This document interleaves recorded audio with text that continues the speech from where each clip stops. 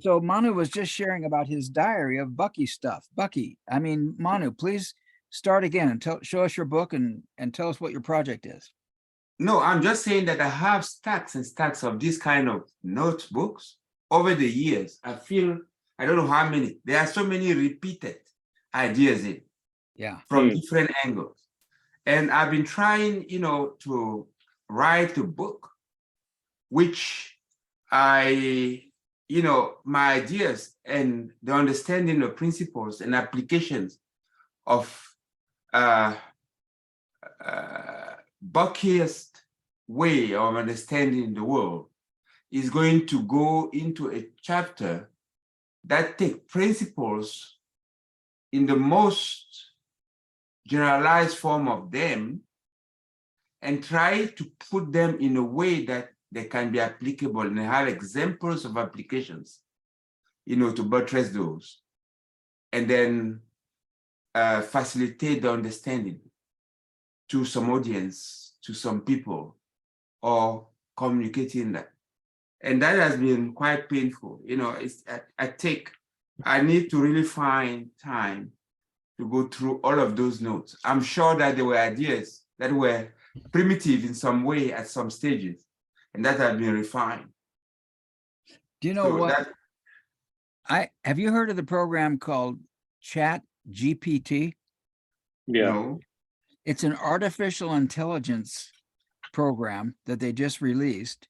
And it'll be so cool because one day, Manu, as long as you get that, like if you scan that all in and it converts to text, you could tell the AI, give me a summary of the basic principles that I've discussed over time, and it would look through all your stuff and list it for you. You could even say, please share development of these principles on a timeline. So you could say gravity, or you could say the tetrahedron, and this AI will go through and scan and produce reports for you better than a secretary. Do I need to read first my notes? I think you have, well, I don't even know if you can do this yet. I mean, the program is out on beta on the internet, and you just talk to it and you tell it stuff. But I imagine that that'll be available to all of us within the next 5 years. Yeah. Don't you think? Yeah, it is pretty amazing. Yeah. Excellent. So how do you spell it? Can you put it in the chat box? Yeah. It's called Chat GPT, I do believe. In fact, when I put it out there, I'll put I forget which one it is. It's like a third release or 4. Is it? I only know about Chat GPT. Let me since we're talking about it, let's go out here to I'm studying placebo effect right now for my book on extreme mindfulness. Oh, look, here come some more people. Who's coming? Is it Susan? It's our friend Julián. Julián. So we'll go chat. Oh, I'm gonna go to Google and then ask for chat. See, it's Chat GPT 3. Okay, Chat GPT 3. Yeah. And let's see here. Here it is, demo. And so you can go out there and it looks like that's the actual link. Yeah, it's part of OpenAI. Do you think that's it, or do you think it's something else? I couldn't tell you. I mean, I think it could be it. How can I chat with GPT-3? Well, we don't need that. How do I access GPT-3? Well, there's GPT demo right there. I don't know. You'd think that'd be it, right? I don't know. It says chatbots. I got to it one day on my phone. I think there's an app on my phone. Anyway. So it's on my phone and I had a conversation with it. And you can do things like give me 3 paragraphs on medical hypnoanalysis from 8th grade level. Yeah. And it'll do that stuff. I want to explain gravity to an 8th grader. Give me 3 paragraphs. Or a sentence. That is that is a little creepy. But it's just amazing. Julian, how you feeling? By the way, Anne sent her apology. It's Oh. Chinese New Year. Okay. So, I thought that was next week. no, she said Chinese New Year prep to do. Crap. So, Maybe send me a- she's celebrating early. Evidently, she's making a big deal at her school on Chinese New Year, so she's got to do some decorations. Julian, we got your chat message that you're having trouble with your sound. So, and actually, what's interesting is that I show that you have a microphone. Hey, we're recording too right now. So why don't we begin while Julian's getting his stuff going on. Joe, how are you feeling tonight? Just a brief description of your return trip. How are you feeling tonight? And what do you expect from tonight? I'm feeling a little bit tired. I really never caught up from my jet lag from my trip. So I've been kind of keep going since I've gotten home. But I'm feeling okay. And I'm excited to restart our call. It's been I think this has been one of the longest breaks that we've had, 3 weeks. It'll be interesting to, pick up Grunch of the Giants, and then it's going to be something that I hope to talk about with the comprehensivity meetups that we have going on Sundays. That's also related to Bucky. So, what country are you back from, Joe? I'm back from Italy and technically Germany as well. So, I was, just did a drive-through and did a ride on the Autobahn. So that was an interesting thing. So, but mostly Italy, both Rome and northern Italy. So it was where the Dolomites are. So that was really special. It was a special moment. So it was a lot of fun, and I'm grateful for that time that, many people never have that opportunity ever to see things like that. And so I definitely kept that in mind while I was there. Manu, my friend, my good friend, I missed you. How are you doing? And what are you going to take away from today? I feel good this morning. Nice again to have everybody. We never stop anyway. So we're in the full flow of Bucky in December. And it's now nice to start the new year afresh with ideas from Joe, in Italy, and enriching us. And really, I'm open. I look forward to a very productive and communicative and interesting exchange and friendship forward.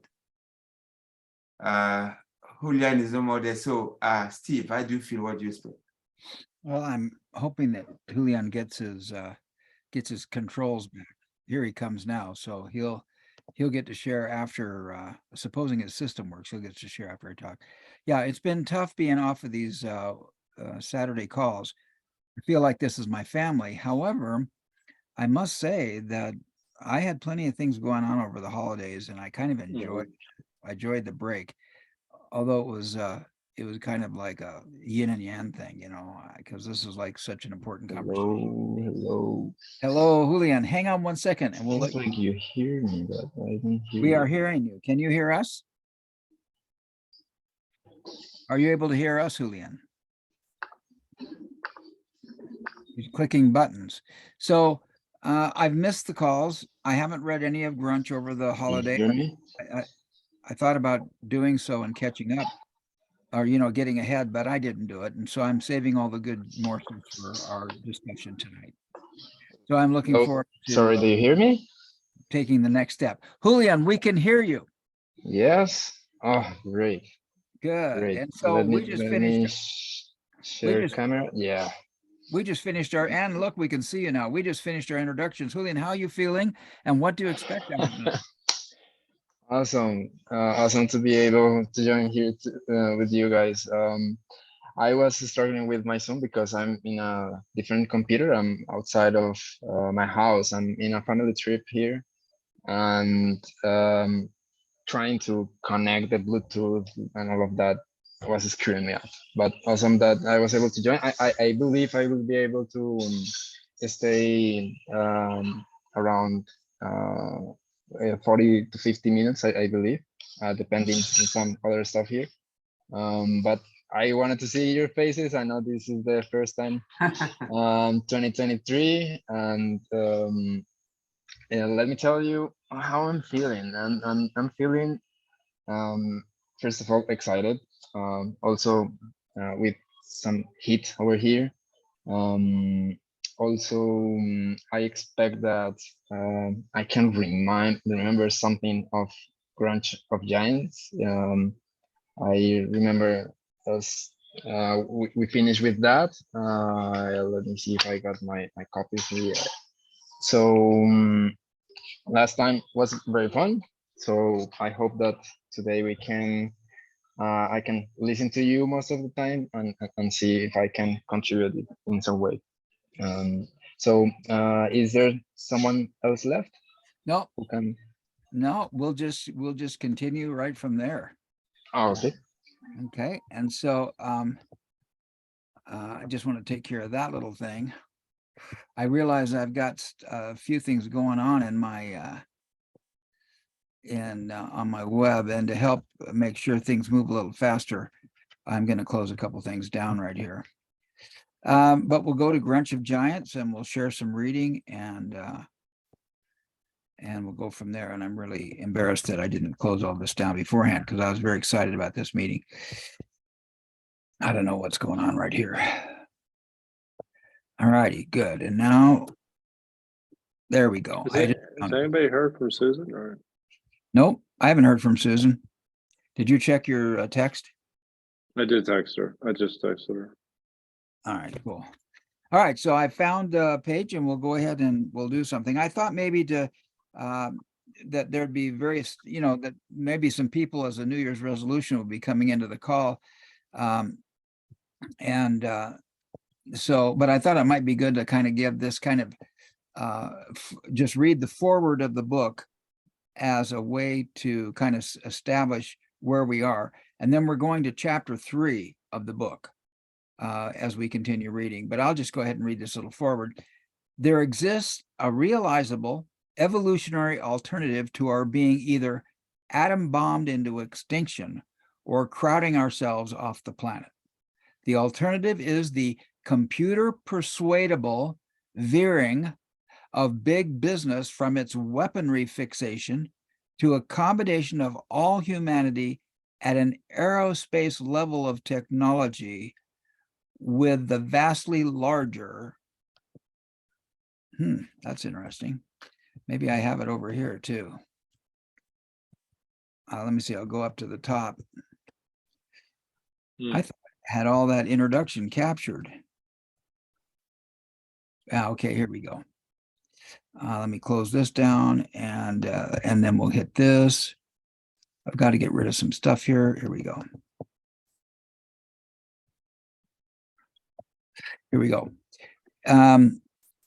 Aerospace level technology with the vastly larger, far more enduringly profitable for all, entirely new world livery service industry. Boy, was he farsighted and optimistic. It is statistically evident that the more advanced the living standard, the lower the birth rate. It is essential that anyone reading this book know at the outset that the author is apolitical. I was convinced in 1927 that humanity's most fundamental survival problems could never be solved by politics. 1927 was the year when a human first flew alone across an ocean in one day. In 1944, the DC-4 started flying secret warfares across the mid-Atlantic and Pacific Oceans. In 1961, air jetliners put the ocean passenger ships out of business. In 1981, the world-around airlines flew over 1.5 billion scheduled passenger miles and carried hundreds of millions of tons of freight.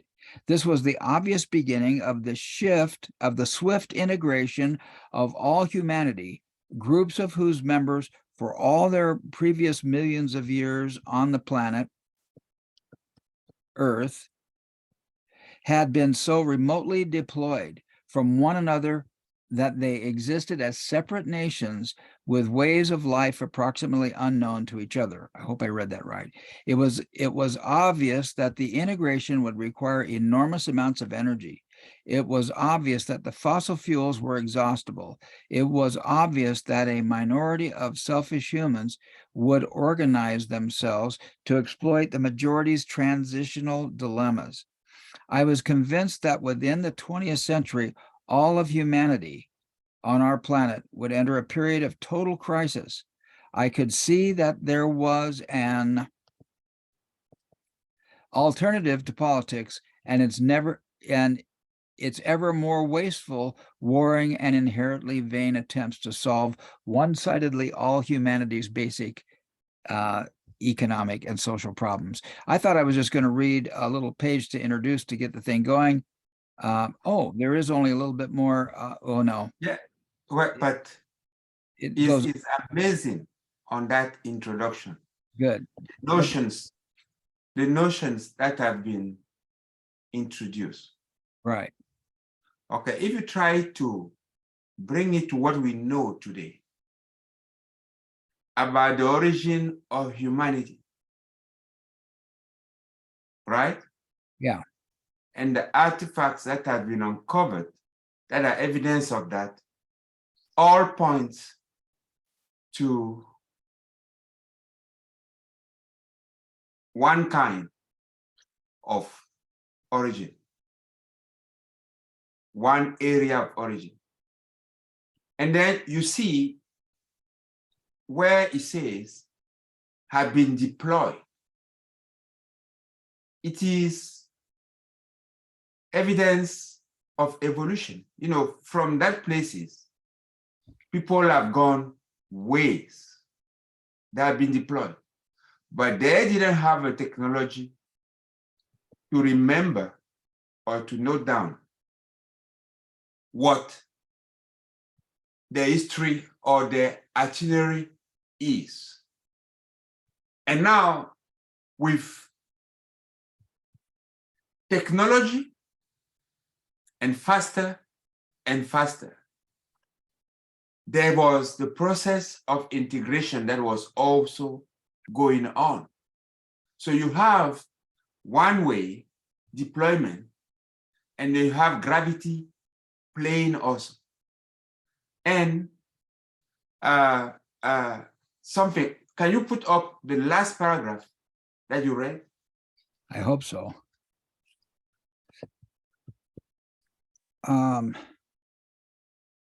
It is essential that anyone reading this book know at the outset that the author is apolitical. That's the last paragraph. No, you read the DC-4 and all these things. Well, that's right here. The DC-4 started flying across. And you say he was convinced that within the 20th century, all humanity on our planet would enter a period of total crisis. And then continue that paragraph. I could see that there was. You see, just go next page. Next page. Yes, you see at the bottom. I can see that there was an alternative to politics and its ever more wasteful, warring, and inherently vain attempts to solve one-sidedly all humanity. One-sidedly. What does one-sidedly mean? Yeah. That is a notion of phase. We've been talking about this all the time. We don't see things roundly around.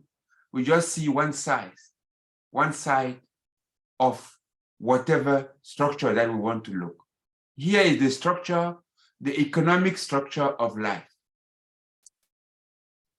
We only see one side of it. one-sidedly all humanity, basic economic and social problems. That is also to be ideological, locked into one phase. You don't see that that phase is not eternal. It's going to come to pass and there will be something else. And if you lock yourself metaphysically into it, what I may say metaphysically in a way of thinking into it, you'll be caught naked. Right on. You see? Artifact that will emancipate human from pipe, wire, and metered exploitation of the many by few. Hmm.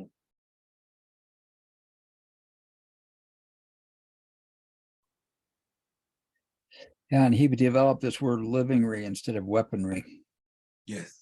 Yes, I think that's the main takeaway for me is that how do we get away from our addiction to weapons? And it's the addiction is very real.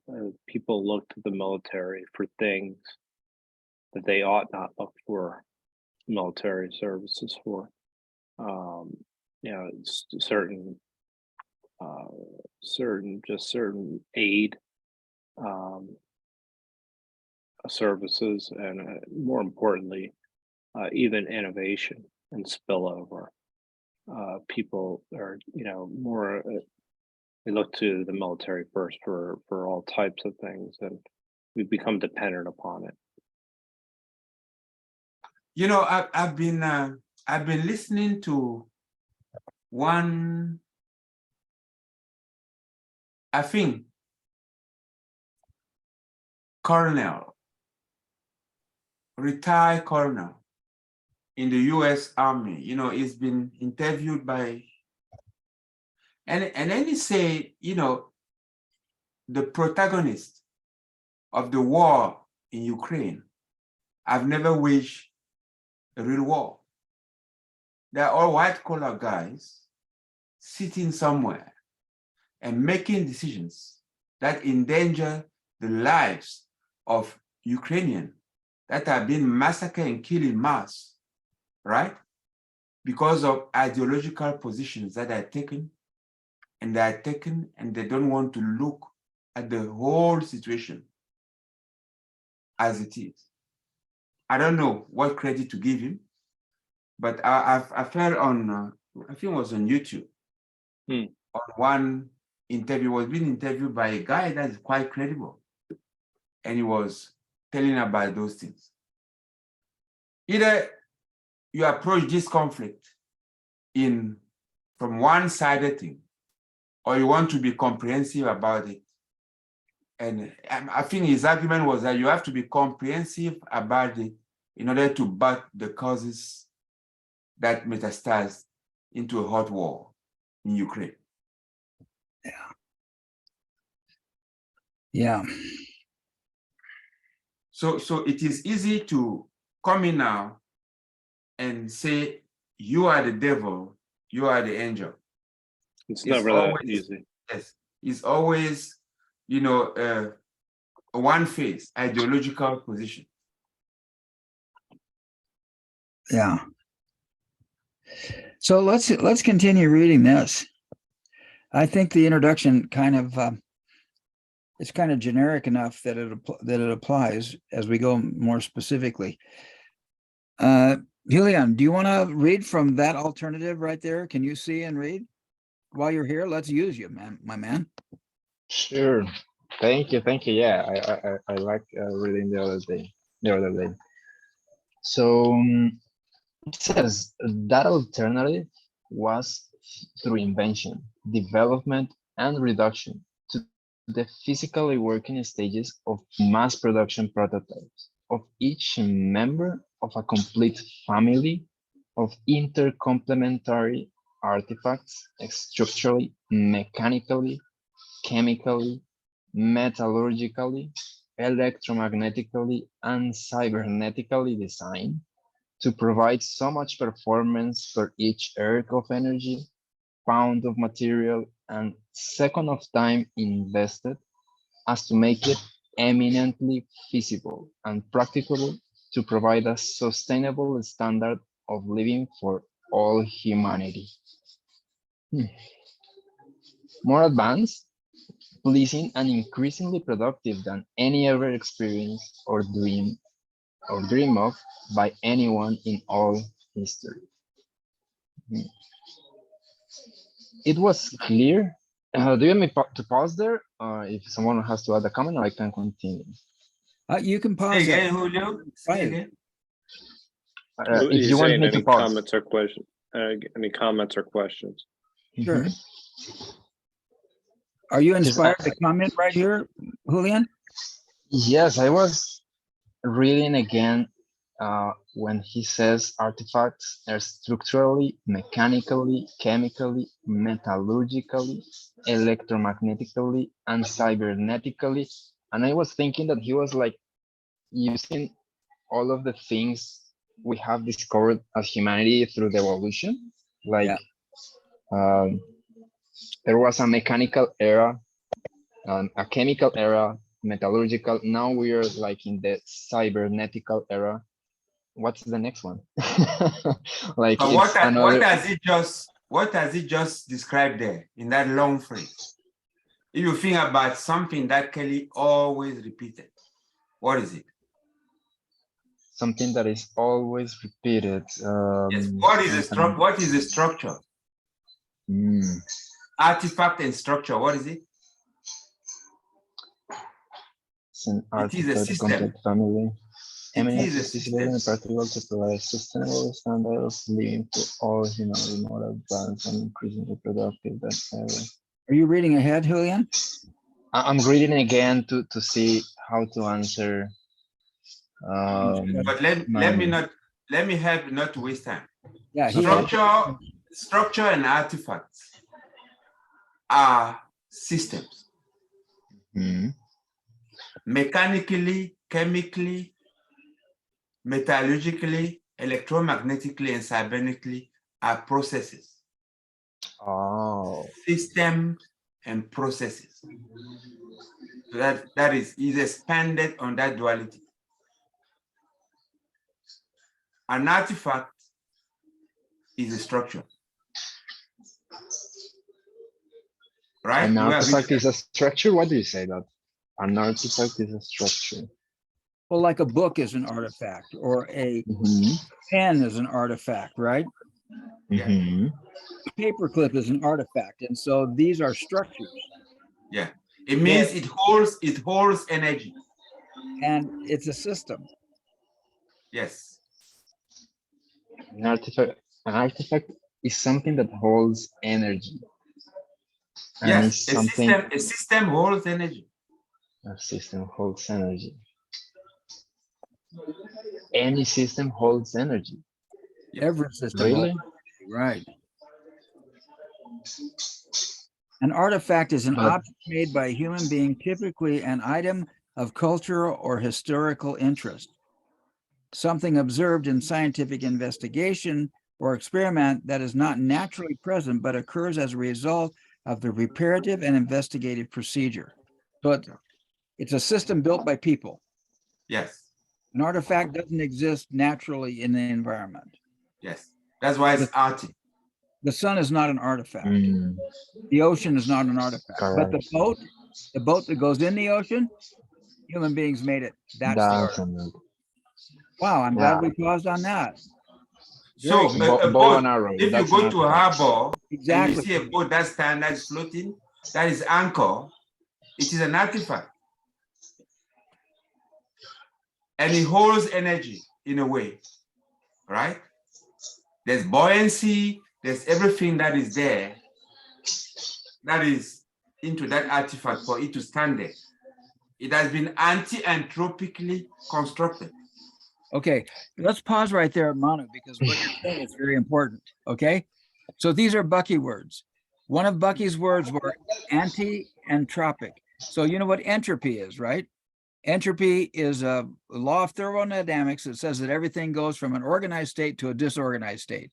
That everything falls apart. And Manu is pointing out that Bucky was really big on anti-anthropic. So if I build a home, I can build it, if I build it and anti-entropically enough, it'll last for 100 years. If I don't build it with enough anti-entropy, like a grass hut, it'll be gone in a few decades, maybe, right? So anti-entropy is this ability humans Sorry, have. sorry. Can you repeat that again? If I build an anti-entropic house, Okay, it's anti-entropy is the effort of a human being to stop entropy. Okay, right? good. Correct. So let's take anti-entropy in terms of housing. If I put up a tent, how long will that last against nature? As opposed to if I put up a brick house, as opposed to if I Exactly. put up a cement, bomb shelter. So the more anti-entropic, right, the longer is going to last. And last. what Manu is saying is that it holds energy longer.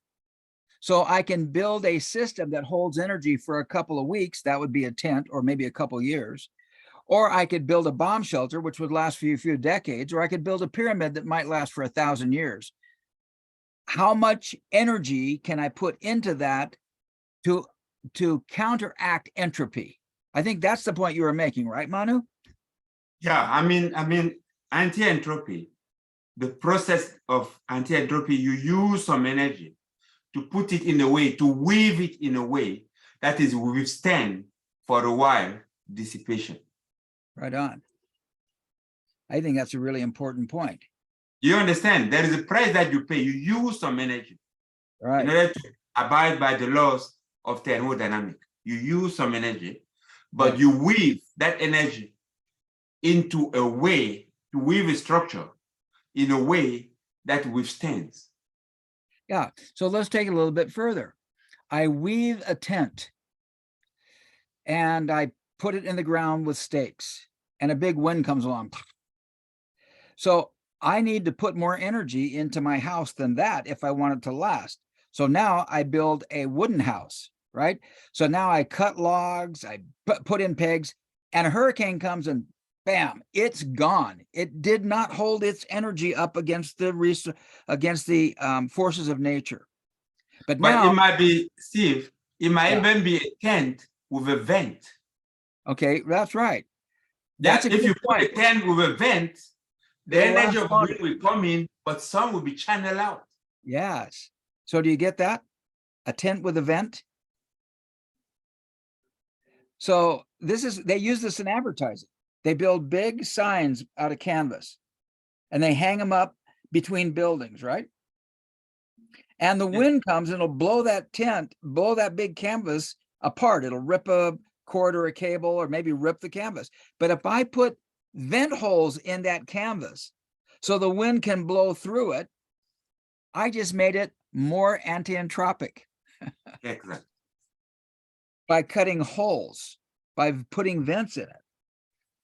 Yeah, very interesting. Is I can use the bomb shelter approach, or I can just put vents in. A trim tab, the trim tab approach, right? I do a little thing that creates angular momentum that allows the artifact to withstand The gravity. frontal, yes. Yeah. Impact But, of but that seems to be a way in which you use less energy, right? yes, Right. But you're able to use less energy because you have learned how aerodynamics works. Right. Like if you try to do that 100 years before today, maybe you Yeah. wouldn't Figure it think out. of this. Yeah. Exactly. So And- so it means that also along time, it's easier for us to find a shortcut, like to use less energy and less energy. To do more and more. And Bucky had a word for that. Do you remember the word for that? How do I do No, more give me a and clue. more? More and more with less ephemeralization. and less? Ephemeralization. Joe had it too. yeah. It's called So, ephemeralization. Yeah. it's interesting. I was thinking about this today during a conversation that we were having about the idea of time, and we got in the whole idea of 40 and everything. how a process that, let's just say you're building something that is not anti-entropic, that is less effective, like houses, like the ones we have. Well, think about this in terms of, well, then people try to become more efficient at building those houses faster. And then you're building these houses that are inefficient faster and faster. So this once you set off this if you don't do something necessarily that is fully anti-entropic, then then it kind of gains momentum in another way, in a bad way, where you're essentially looking at becoming more efficient at creating inefficient structures.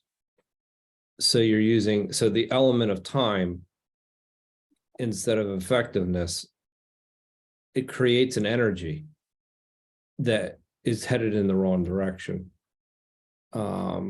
Anyway, it's just something that I thought about a little bit earlier today, how time actually, we look at time as a factor or a measurement of efficiency, but it actually could be, you're just getting faster at a process that is, non-anti-entropic.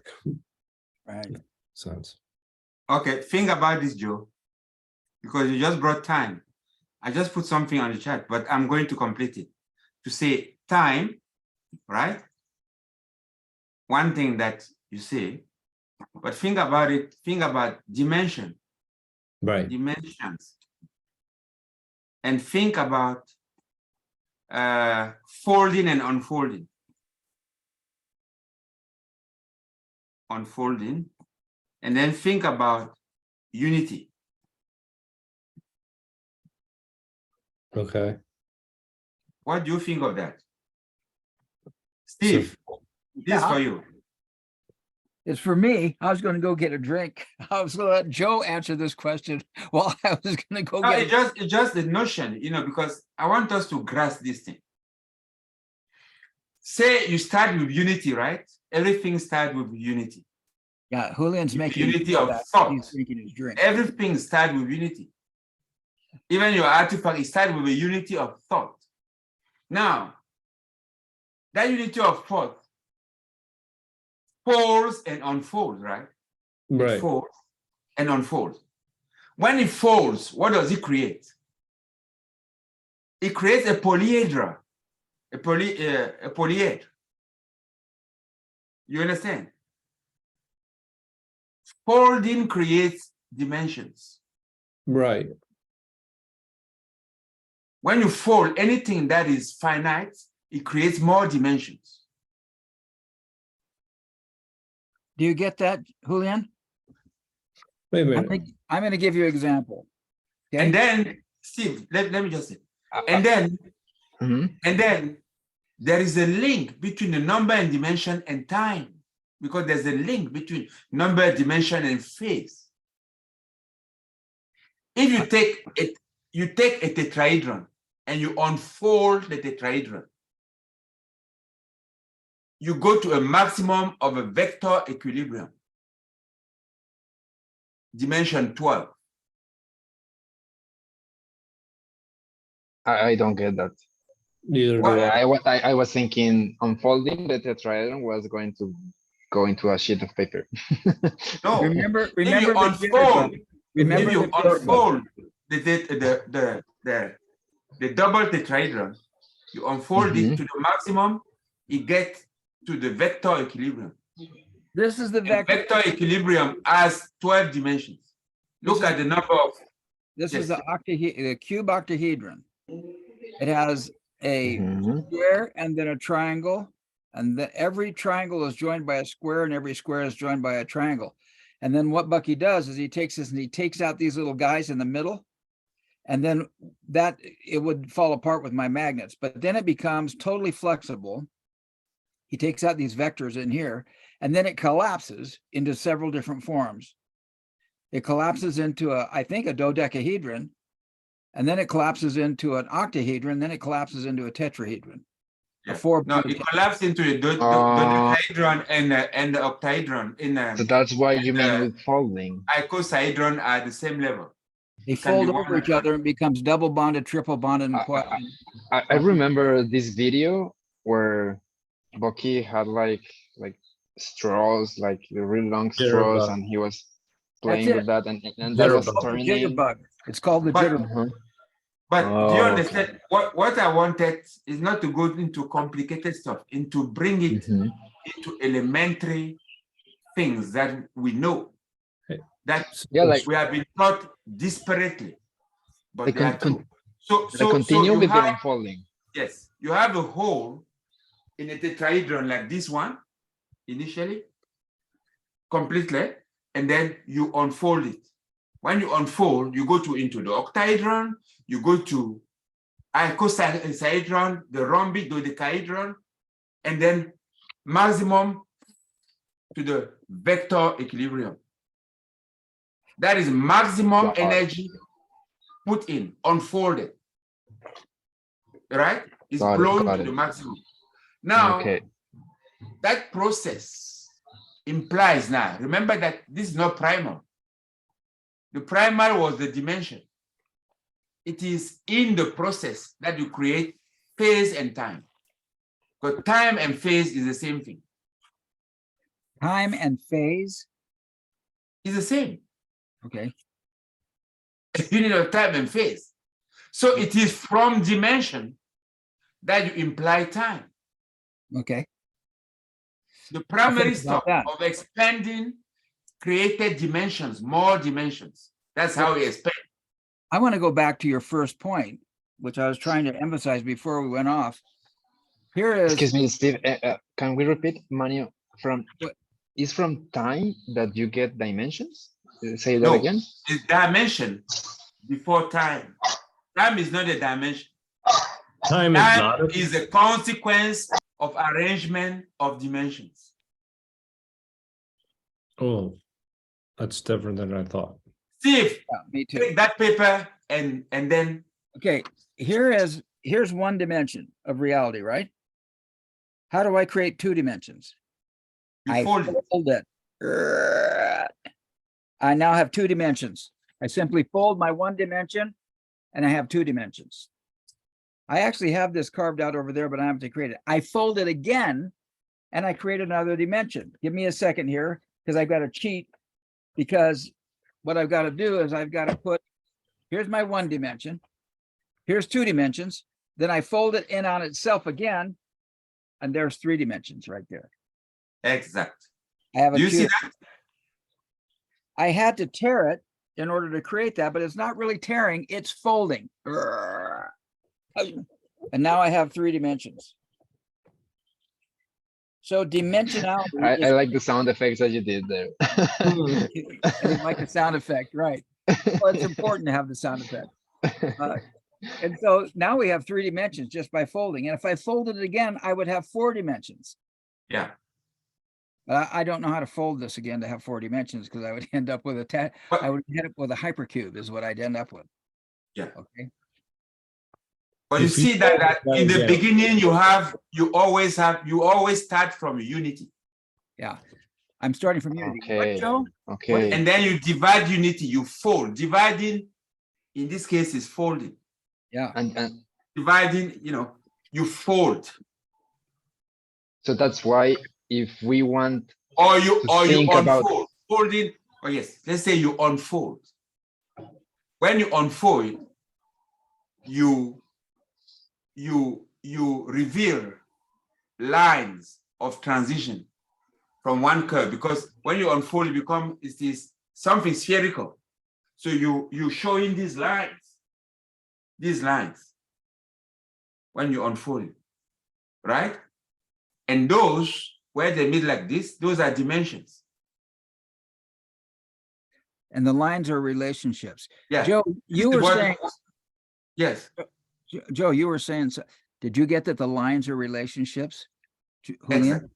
The lines are relationships. They're the relationships between the different vectors or vortices. Yes.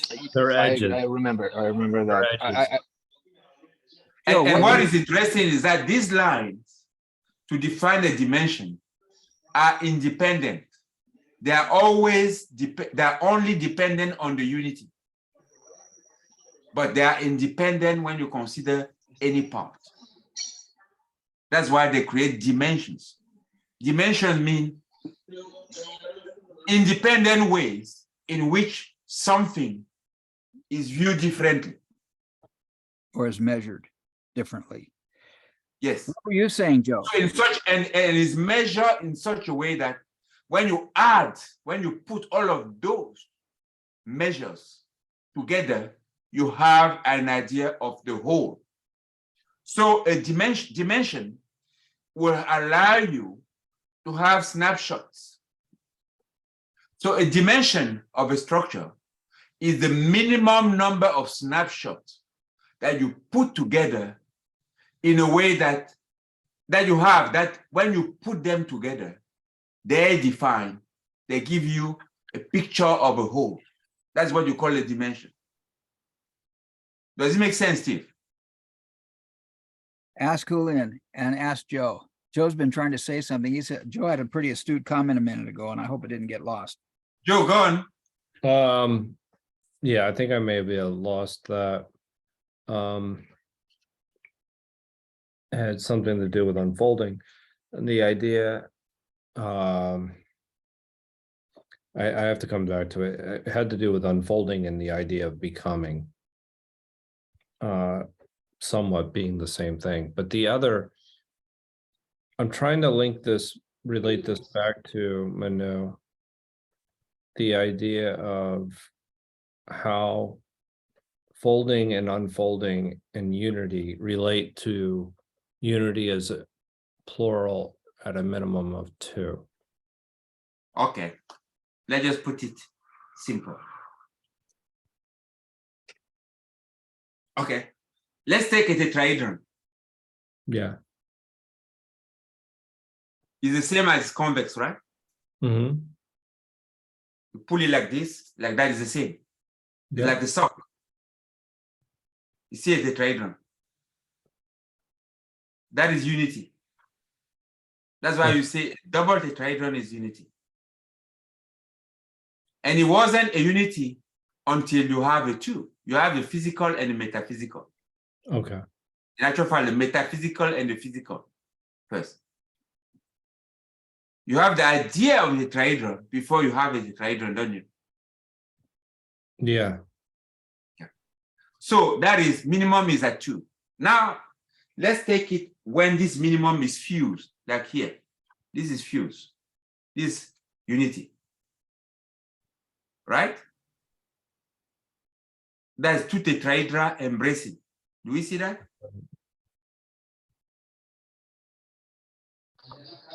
Yes, I Yes. see the 2 tetrahedrons. Yes. Embracing. And they form tetrabonds. You see the tetrabonds here? 1, 2, 3, 4 bonds. At each octahedron, at each implied octahedron's vertex. Do you see that? I Steve, didn't know about that, but you now see, that you explained this, you see that this fused 2 tetrahedra is 4 bonded. 4. It's not double bonded, it's 4. Because at each of the nodes here, where my finger is, Right. you have 1, 2, 3, and 4 bonds. Do you see that? And the 4 bonds on each of those 4, that's what creates the implied octahedron that Steve always talk about. Right? So you can conceptually unfold the original unity tetrahedron into 1 octahedron and 4 tetrahedra. 1 octahedron and 4 tetrahedra.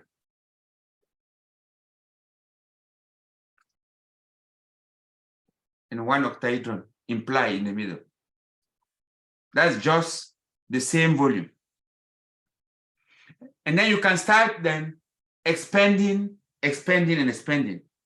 So you've gone from unity to the action of unfolding. That's something that is finite. To the Right. action of dimension, because when you unfold, you have structure that form that had nodes that just partially, you are jettisoning energy that you have, but is holding in nodes that are less and less stronger, but they're still there, right? Each node holds part of the total energy, part of the total explanatory energy explanation of a whole. You understand what I'm trying to say? If you take a tetrahedron has 4 vertices, and each of the 4 vertices holds how much? 720 degrees divided by 4 is how much? How much energy? 180. 720 divided by 4 is 180. Exact. So if the total energy was 720 degrees, that was total energy, each of these 4, this structure holds 180 degrees. Each of them can explain 1/4 of a whole. Okay. Now, if you unfold it further, each of those is going to explain less and less. Do you agree with me? And the less and less, for as long as it's independent from order, for as long as, when you say independent, it means that your tetrahedron is not unfolded into a flat sheet like this, right? It is still curved. So it takes different dimension. Each of these nodes creates something. And the minimum of those nodes that are required for you to have a complete view of unity is called the dimension of the structure. So here in a tetrahedron, we say it's dimension 4 because of the 4 windows, each window having 180 degrees. Or you can alternatively take the 4 vertices, each vertex is 180 degrees. Manu is showing a fractal there, so it looks a little bit weird because there's a window in the middle of that side. But when Manu shows that tetrahedron, he's actually showing one whole side is a window, not that little inverted V in there. Yes. He's got a dual tetrahedron, a tetrahedron inside a tetrahedron. Yes. And I'm not sure. But what I didn't want to get into complicated, I just want us to feel that from unity and the action unfolding and unfolding, you create polyhedra, therefore dimensions. Yes. This and is in B, you see, that is folding and unfolding. folding, bam. And then this can fold, bam. Yes. And I had an epiphany tonight about these lines, these edges. Yes. Because the edges and being in that phase, in one window, that Where's is the the window? phase, that is the time. That's only when the time comes into play. Yeah. So time is a consequence of a dimension. Time is not as primary as the dimension. Yeah, time is not as primary. It's still That's hard. I don't know, because like I think of 4D, I think of time being the last dimension. Now, time is a way to look at a fourth dimension, but it is not the fourth dimension. Okay. Time is a way to look at it, It was a metaphor. Yeah. It's a good metaphor of it. It works for the average brain to see time as a fourth dimension manifesting space-time over a period, but it actually is not. the fourth dimension is the space outside of the third dimension. Demonstrate it to him, Steve, easier. Take your tetrahedron, right? Okay, open it slowly. How slowly? Okay, that's fine. That's one experiment. Close it fast. It's a Close kite. it fast. I'll break it if Close I it close fast. it too fast. You have this experience, two experiences of time, but we know that the tetrahedron is 4 dimension. How Yeah. comes it? The time is not a dimension. Okay.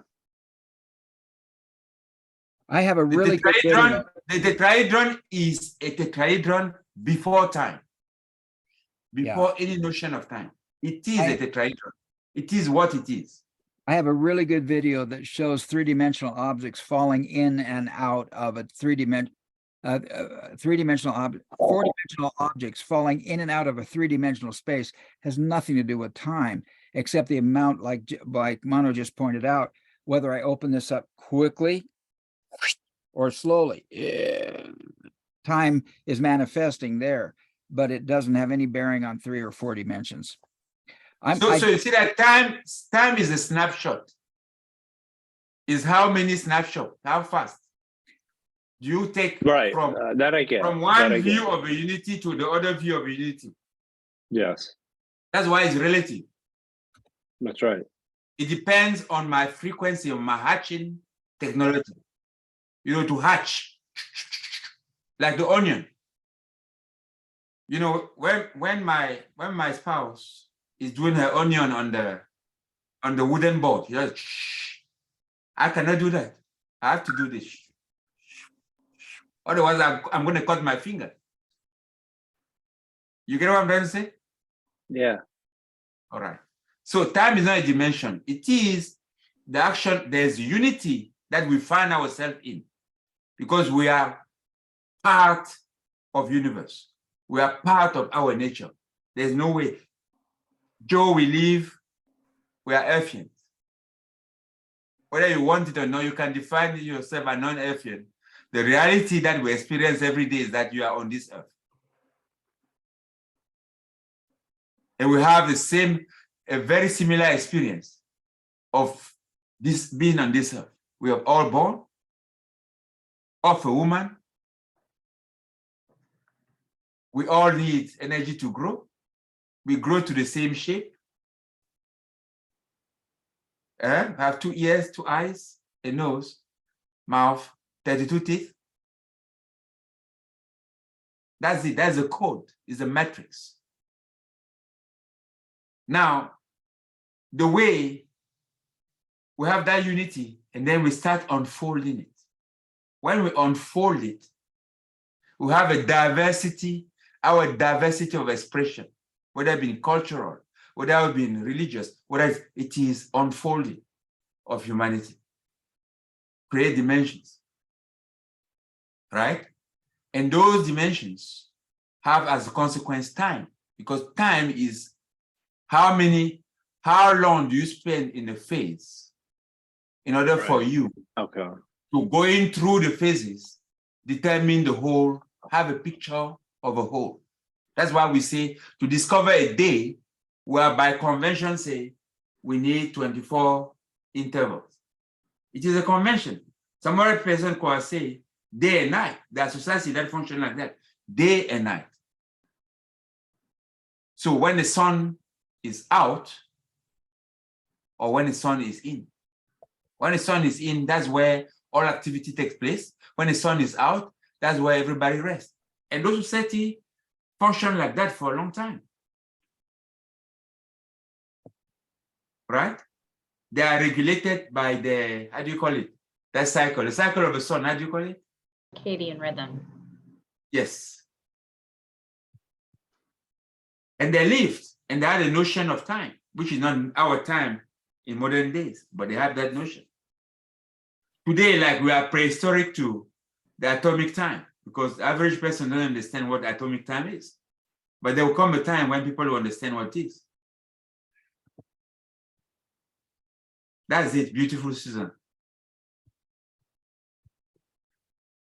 Sounds like you got it all worked out.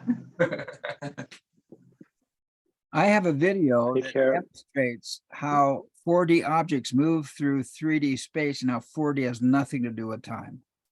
I can show you this video if you'd like to see it. Any votes? I think you'll have to vote without me, because You're I gonna need have to leave? to jump off. Yeah, Okay, well, so I'm gonna send you this link before- then so you can play with this, okay? I'm that gonna send you seems the link. sounds great. Sounds great. Yeah. I'm so I glad wanted, you, go ahead. yeah, I wanted to like round a bit the conversation before jumping off, if Please. it's okay. No, I think your conversation, Manu, your contribution about time and dimension, it's really good.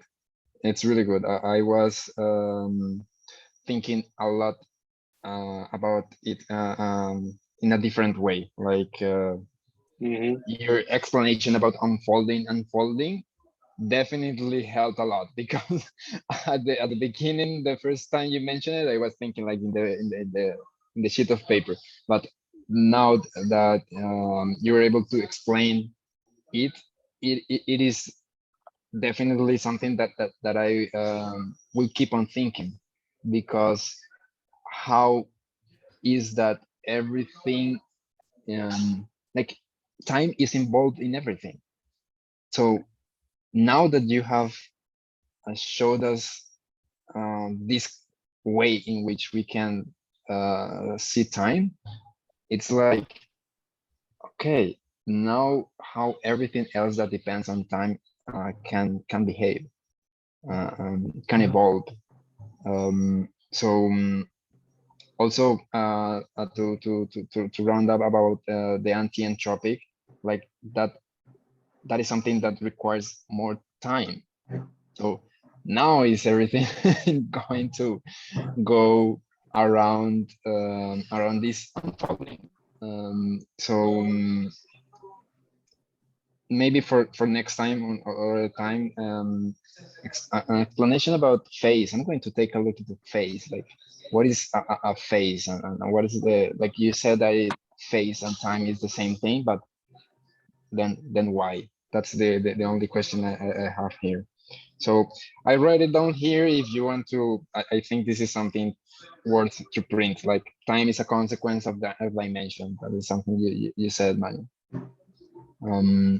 So it was really good time with you today. Awesome to be able to see your faces this year.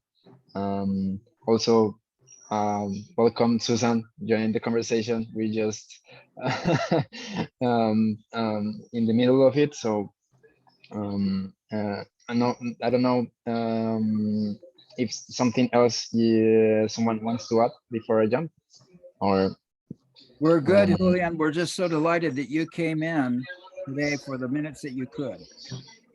Do that Awesome. again. And I just sent you a video with a really cool 4D, 3D thing on it that you'll enjoy. Okay?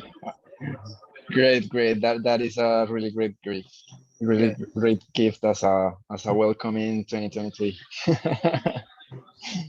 All right. Enjoy. Thank you, everyone. Enjoy. too. Have a fun time. Right. Bye-bye. So Joe, did you have any other comments or anything on what we've just been doing? I have a comment, but please go for it. No, I think it's, I mean, I have a better understanding too of how unfolding and folding Really, lead to our idea of time, but they're not dimensioned. Time is not a dimension in and of time itself. is not the dimension. I've showed you a video that represents time if we perceive the fourth dimension as duration. That's what the premise is of that video.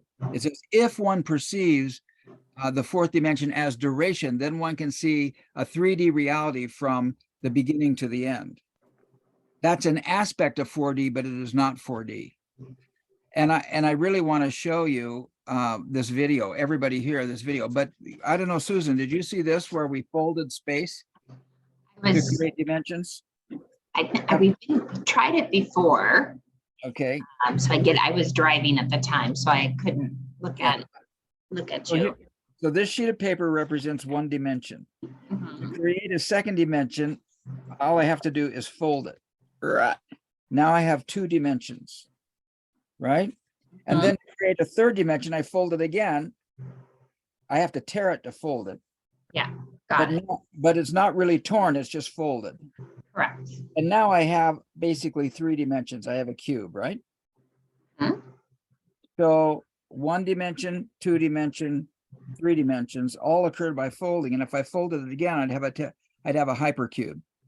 But I can't fold this again because I'm just not that smart. Now, one of the things that I came to, this epiphany, was How that would you? what's that? No, I'm trying to think about how you would fold that a fourth time. I have no freaking idea, Joe. I'm going to show you a couple of things. Here was my epiphany tonight. When I create this, my brain likes to perceive 3D as XYZ, coordinates XYZ, right? Yeah. And normally I draw those lines, right? Mhm. What my epiphany tonight was, the line does not exist. The line is the way my brain perceives my relationship to the dimension. Mhm. That is totally, to me, blew my mind. That X does not exist, the Y does not exist, and the Z does not exist, but it's the way my brain relates to those dimensions. And so just like these edges on the tetrahedron, That's what I was wondering. Aren't they connections? they're connections, but they're interrelationships. These are the relations between these. These are actually the axis on the polar spheres. Mhm. This Yeah. line is the axis on a polar sphere. It doesn't really exist. But I like to see that line there because then I can apprehend it and then comprehend it. So isn't a line defined by the whole process of placing 2 points in a plane? Yes. Yeah. And So- Bucky, and in math, Bucky says, here are these 2 points, and I create the line by connecting the 2 points, right? But Right. in Bucky's paradigm, the line goes out forever Yes. because In- he's topological. He's not topographical. This is a topographical line. In reality, that line goes out forever. Absolutely, yeah. And that Mhm. was kind of one of the bases of geometry that allowed people to take the idea that models could be useful Yeah. and that you could then Interesting. extrapolate that model. You know, you're using these little twigs and sticks, but you could use those relationships to figure out how to create a building or understand a Great Pyramid. Can I carry something here? Interesting. This Joe and Steve, who are Susan's friends, on a flat line, Okay. right? This is a flatlander. Yeah, Okay. Joe and Steve. And there's Joe and there's Steve there. Okay, good. All right. And then they are good friends. They see each other. Every time that I look, I can see Joe, and Steve can see Joe, and Joe can see Steve. Right? Because we're in 3D looking down at a 2D reality. Is that what you're saying? Whatever. I'm just saying, it's just a metaphor. Joe and is an ant and something else creeping on a flatland. And something happened. An asteroid comes. You can be treacherous. You should have told me. I would have had dinner before you did that. Joe. Do you see Steve? Yeah. Hopefully you didn't die at an impact and nothing split in the asteroid. When the asteroid hit this thing, the asteroid got away, but it left that shit like this. Yeah. Wow. Joe, you see that? I don't think he made it. Still, yeah. How long, how many shots, how many climbing mountain and going to a valley in different directions will it take you to discover again, Steve? Look at this. Look at The Yeah. lines are the same. The lines are the same measurement. but you don't see him. To reconstitute your beautiful world, that was this. You need to have snapshot of all of those reliefs to make a mosaic that resembles that, where this process is multidimensional. The process of you discovering Steve on this same planet is absolutely complex. It's multi, I don't know how many dimensions are here. Whereas when it was flat like this, it was simple. Do you get the experiment? Yeah. So, and now you being here in this valley here is a phase. How long did it take you to extract yourself from the valley? Is time.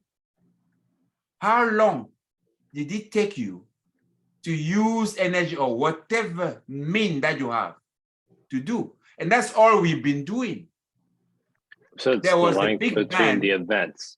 Yes, there was a big bang, multifolding, and everybody is in his little thing in there. And we've been spending time with the intellect to build artifacts that allow us to sense. To sense. Sensing means is something that passed, and then we are feeling the effect of it. That's what sensing means. Sensing is never simultaneous to the event. Sensing is always light in comparison to the event. So there was an event that dispersed the shock, and we are spending our time, our lives today, building artifacts that allows us to recreate our unity or a vision of our unity. That is Veritas. Veritas is what is that unity? What was it like?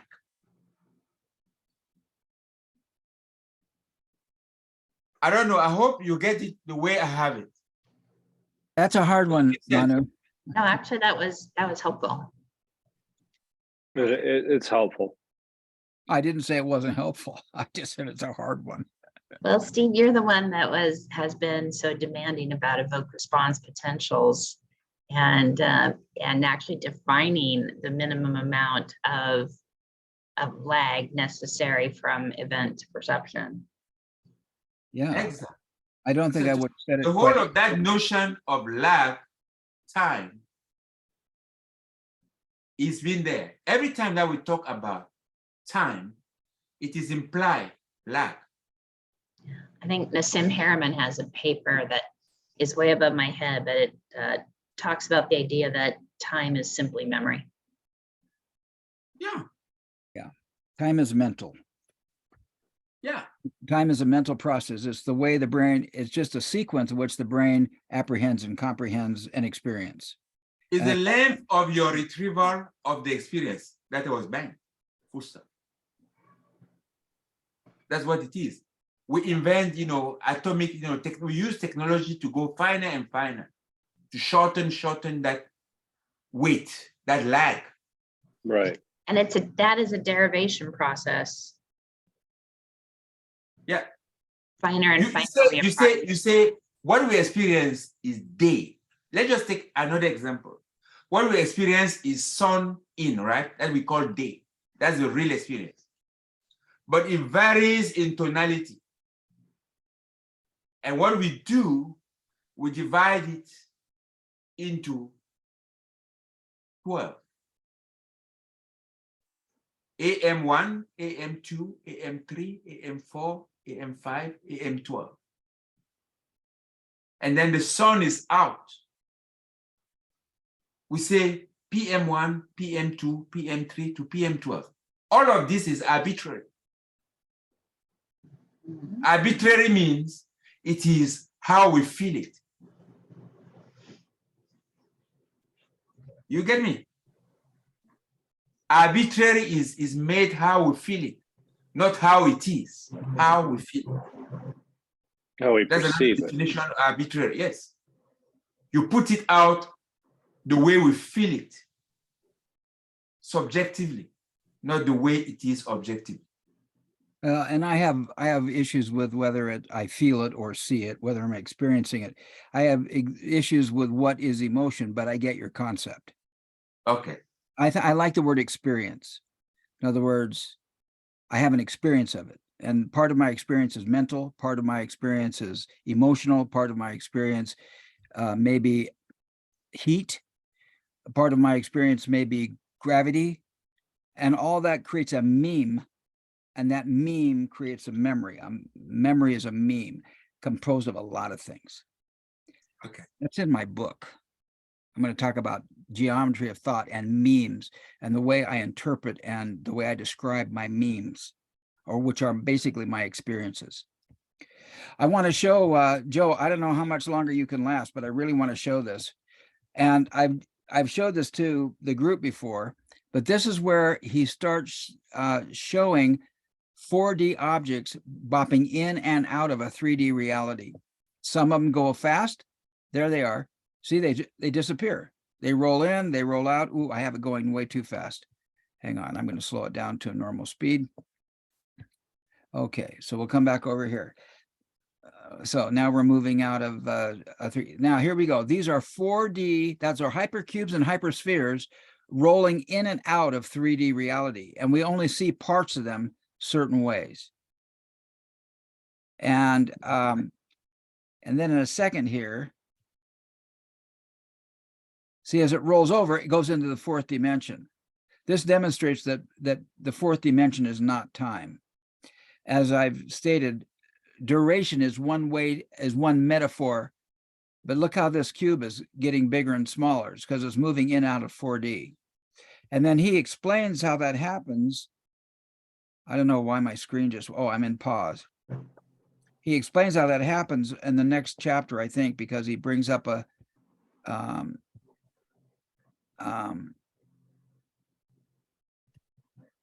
if we turn on the audio, maybe that would be cool.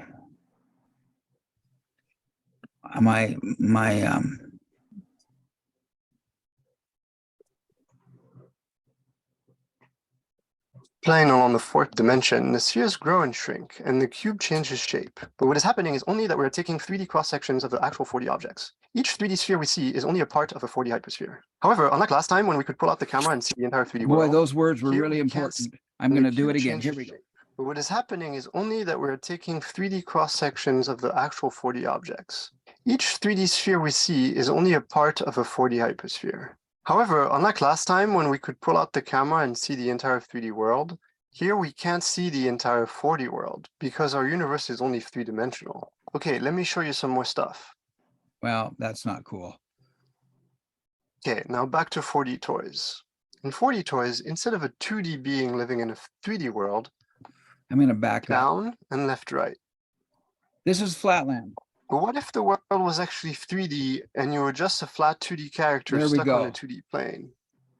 This is what the world actually looks like, and these 2D shapes were actually 2D cross-sections of 3D shapes. Here is the We can move this sphere back. Here is the 2D experience of 3D manifesting in 2-dimensional space. This gray area represents 2-dimensional space, this little line, and these 3D objects are rotating in and out of it. This is what it looks like in 2D. This is what it looks like in 3D. And forth in the 3rd dimension and see how its intersection with the 2D plane gets smaller or larger. But a 2D character can only see 2 dimensions out of 3. So let's go back to that. Can you stop Steve a little bit a comment? What Steve just said is that in 3D, it is phasal. When I say phasal, it rotates in and out. You saw the 2 colors. It is a phase. Do you understand the link between dimension and phase? Not really. In 2D, it was 2 dots, clear. There is a picture. Right. In 3D, you have the 2 dots that are alternating. It is phasal, it's phase. One is there, and then is no more there, going to hiding, because it's rotating like this, coming in and out, in and out. What's So interesting, if you want to look in a higher dimension, you must consider phase. Because your brain is not made to handle all of those things in one picture. Yeah, Nothing. The It brain needs is lag. It needs lag to consider and put together. the brain is 2D and constructs 3D out of a series of 2D pictures. This is what's interesting to me. This 3D sphere is actually on the plane. It's on a 3D plane, but it looks like it's up off the ground here, but it's not. It's just rolling in. The actual sphere is whole is as big as these guys, but this is just rolling in and out of awareness. Yes. Let's go back to their perspective from inside the 2D plane. We do keep the 3D view in the bottom left corner though. So these 2D shapes don't behave like a 2D character would expect 2D objects to behave. For example, this red circle seems to mysteriously float in midair. But Okay, so when Carl Sagan explained The apple. the apple, he basically cut the apple in half, put an ink pad on it and stamped it, right? This Right. is basically that manifestation. In other words, we're only seeing the Carl Sagan ink pad version of that apple. The whole apple's actually over here. we know Right. it's just the cross section of the red sphere. The slice does not go through the center of the sphere, which is why the circle looks like it's floating. If the red sphere hits another sphere, it might bounce into the third dimension and disappear from our slice. After bouncing, the square shape seems to mysteriously change how many sides it has and gets smaller and disappears. We know that's actually because it's a cube and it moved into the third dimension. It's still hard to predict exactly how the shape changes though. And now let's move the 2D plane we're standing on along the third dimension. The circles shrink and grow and the squares morph because we're changing which slice we're taking. It might look weird to a 2D character, but for us 3D being, it makes sense. It's kind of like taking an MRI. Each 2D circle we see is only part of a 3D sphere. Okay, that's basically what I wanted to show you, because it's tempting to see the fourth dimension as time, and it's a good metaphor to see duration as one manifestation of a 4D, because I can imagine myself moving from one side of that 2D wall to the other side of the 2D wall as I move through 3 dimensions, but that's not time. It's more like apprehension and comprehension, which relates to phasing, which is what Manu just said. What Another phase- experience of it, Steve, is to imagine you have two mosaic, right? Spherical. A sphere which surfaces are mosaics. They are what they are there. Yeah. And then me, my experience, my observer, I'm the one jumping up and down. Okay. Right? So my experience of it will see many, many different things. Yeah. Let's just say the first sphere had two themes. Let's say red and blue. And the other one has yellow and green. When I sit here, when I'm in the middle, and then I start going up and down like that, I look, Mhm. I will see different combination. Let's say I can only see 2 at a time, but I will see green, red, etc., depending on what position are there, up and down. So I'm vibrating. And if I vibrate faster, I will see quicker, right? Right. So the link again, Oh, right? Yeah. And this now takes me to what you call degrees of freedom. To get, do you see the difference between the dimension and the degrees of freedom? No. We've linked dimension to folding and unfolding. We've linked that clear. But degrees of freedom, what is it?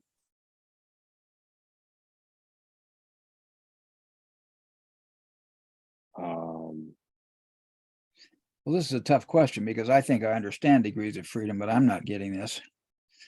So That degrees of freedom were the number of possible positions. And so in that way, it would be related to dimensionality. Okay, yes, but it is the dual of it. It is the number of different pathways that can take you to the dimensions. like bird murmuration, the bird has 6 degrees of freedom and it can move through this. Yeah. So, 3D. so the number of independent pathways that will lead you to the discovery of a whole dimensions. That kind of makes sense.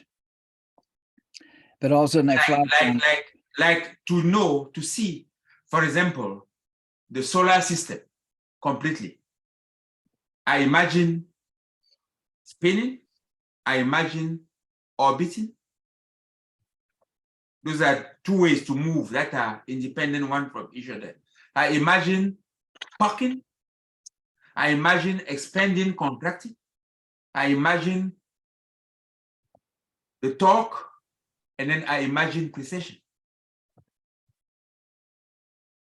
Those are the 5 pathways of the 6 pathways of the 6 experiences that allow me to have a complete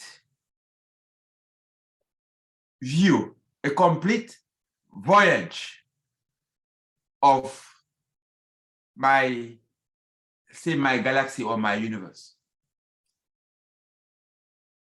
Does it make sense?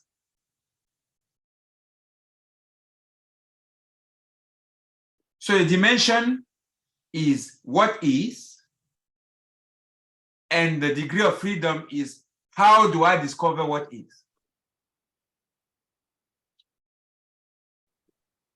Everybody's very quiet. Can you hear me? yeah, we can hear you. Yes. The dimension is what is. Is what is. How is it? What is the tetrahedron? What is the octahedron?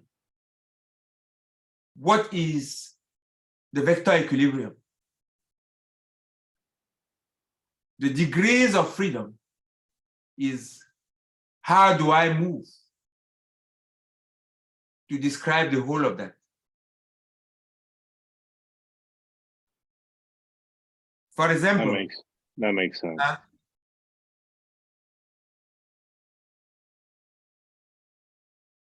Because remember, I'm always moving. In the system, I'm always moving. Can I identify a number of moves that are independent enough to allow me to have a complete view of everywhere in that system?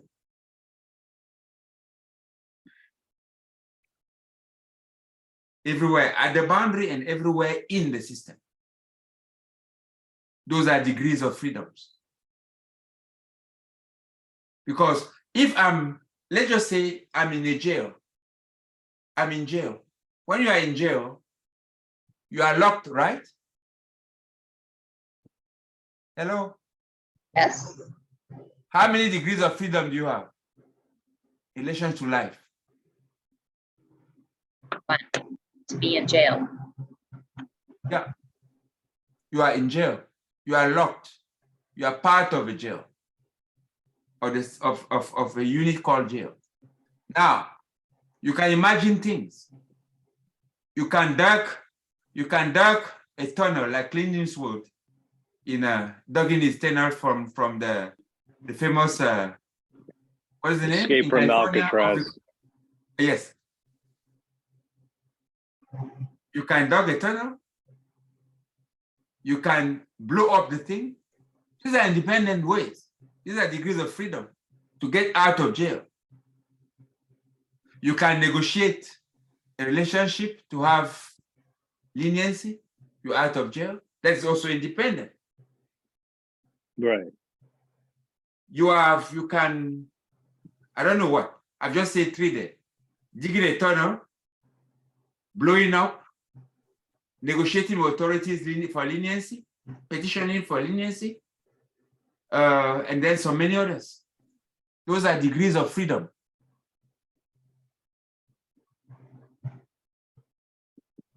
You get me? Yes. Yes. Because those are different ways that you can use to be out of. And those are connections as well. Yes.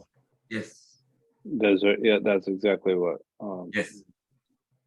So degree of freedom is linked to motion. Dimension is linked to structure. And that comes to what you call systems. Dimension is also linked to systems. How is the system, is a structure? And degree of freedom is linked to processes. Suzanne, you are in a theater. You are operating, you have a patient. And then you need to remove a tumor. How many ways can you do? There are people who do it with the patient sedated. Others prefer to do it semi-sedated or non-sedated. I don't know. I'm just imagining. But there are many ways. Those are degrees of freedom because sedated and non-sedated are independent. But that will lead to an operation to remove the tumor. The tumor will be removed. That was the objective. So dimensions related to structure and degrees of freedom are related to Processes, the flows. The flow of energy within the structure or through the structure. Does it make sense? It does. I'm just trying to think of it in different ways. Well, it makes limited sense to me. I get a grip on it and I'm doing what I can to integrate it. Yeah, and I'm also trying to figure out.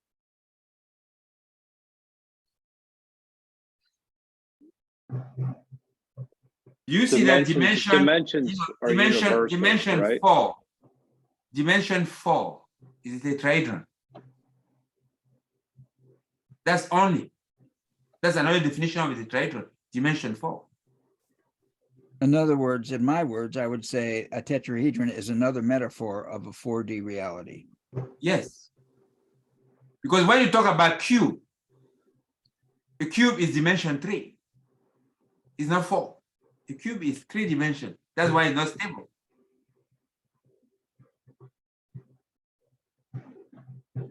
You needed to lock something again to prevent that movement.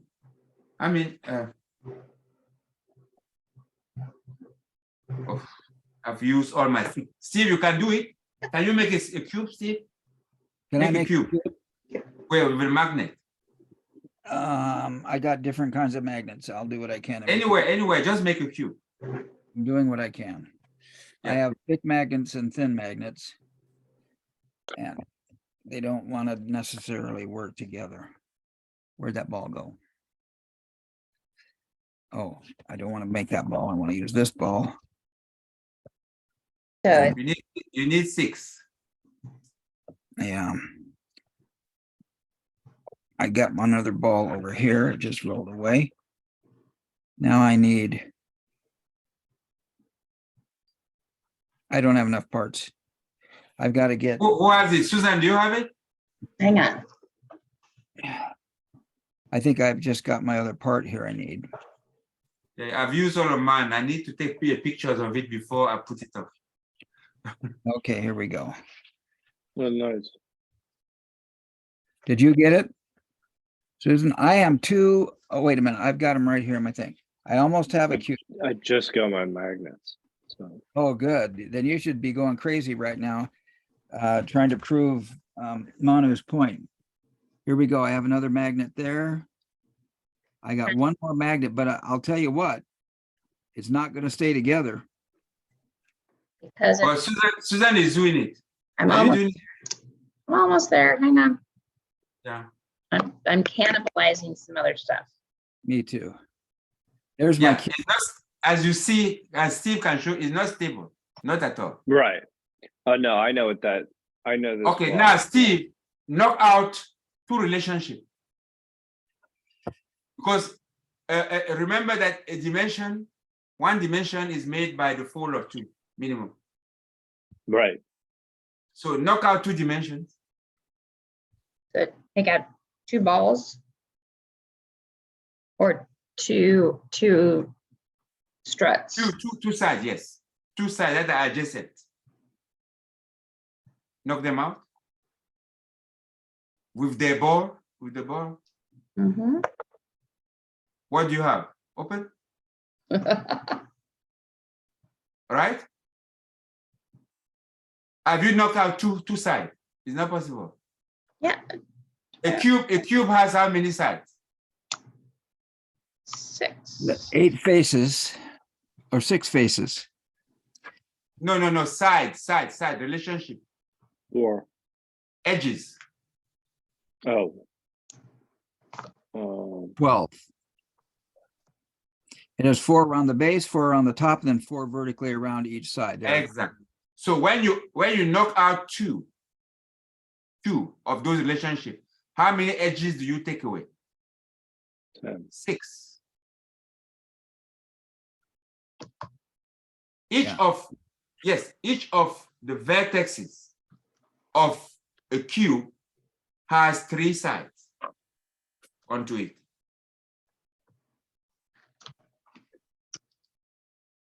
So you knock out, you take 6 out, you're left with 6, and they will collapse into a tetrahedron. That is stable.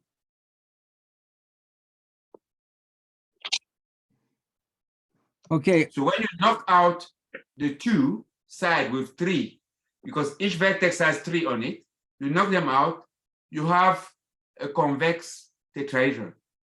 And the convex tetrahedron will always look into collapsing into the concave one. Have you done it, Steve? I don't know, Manu. This is something we should probably do on Wednesday, and everybody can play together. If you take from your cube, if you take out one of the vertices, take out the 3 Yeah, that's what I edges just that did. come into it. Yes, you take them out.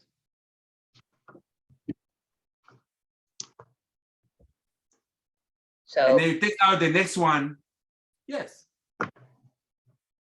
So take out the next Can one. I see that, Susan? well, that's one vertex with its That you take out. 1, 2, 3 3. components. Yes. Take the second one out, Susan. Okay. I'm ending up with a pile. No. Try to preserve what is left. Of I the gave other. up. I gave up because everything was too unstable. Okay, so here's another. Yes. What is left? Show us what is left.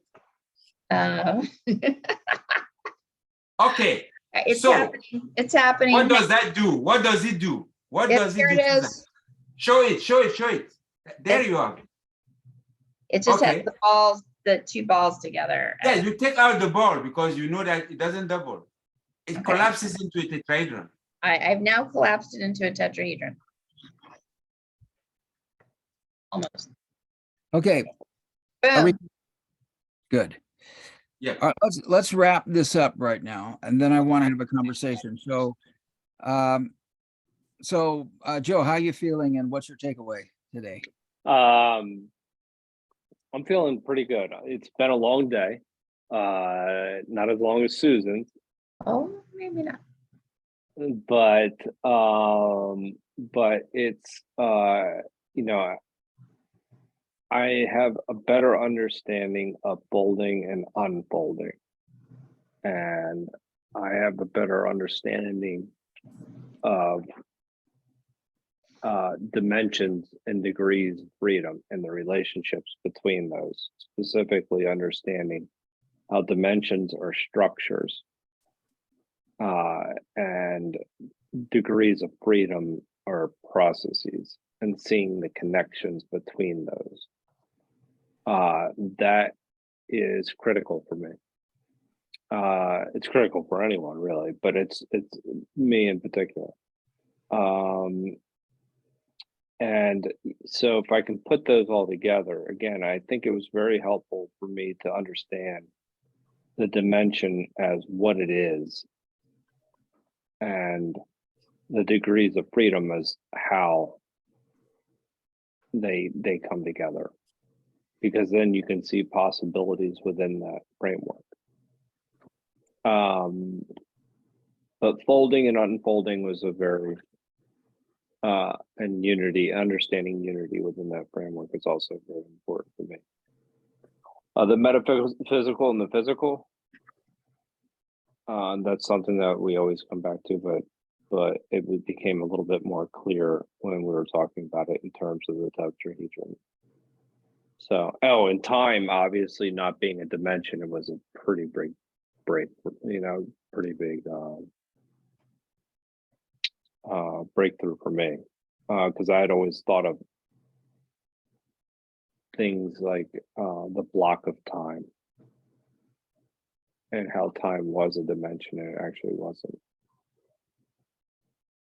So anyway, that's my takeaway.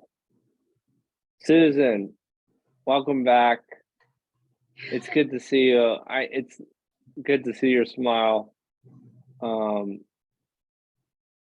I hope you've been well. How do you feel?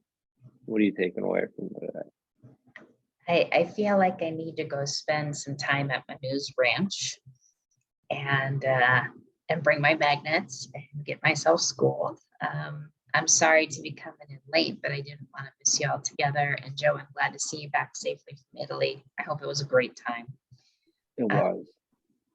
Thank you so much for continuing to study. And what in the short bit that I got, I was super pleased that people were willing to go back to stuff that we've talked about before and consider it again and maybe look at it from a different point of understanding, or even just stabilizing the data and going back and remembering. So I think that there's still, I still don't have the full grasp of Manu. I'm still not as conversational as you, but I very much appreciate your willingness to coach. And Steve, you're pushing on the edges in the way that you have the skill to bring graphics in, because they do help a lot. And I'm not sure if I should send to Manu or Steve next. I'm not sure who is wrapping. I started, so go to Manu. Manu, how do you feel and what are you taking away? I'm really pleased that we are there. The four of us is one set, and it's important. Right. What really brought me into all my diversions today was that Bucky wrote in the foreword of Grunch of Giants, is that I could see that there was an alternative to politics and its ever more wasteful, worrying, and inherently vain attempts to solve one-sidedly, all humanity's basic economic and social problems. And that alternatives was through invention, development, and reduction to the physically working stages of mass production prototypes of each member of a complete family of intercomplementary artifacts structurally, mechanically, chemically, metallurgically, electromagnetically, and cybernetically designed to provide so much performance per erg of energy, pounds of material, and second of time invested as to make it eminently feasible and practicable to provide a sustainable standard of living for all humanity, more advanced, pleasing, and increasingly productive than any ever experienced or dreamed by anyone in our history. So to me, that was really profound.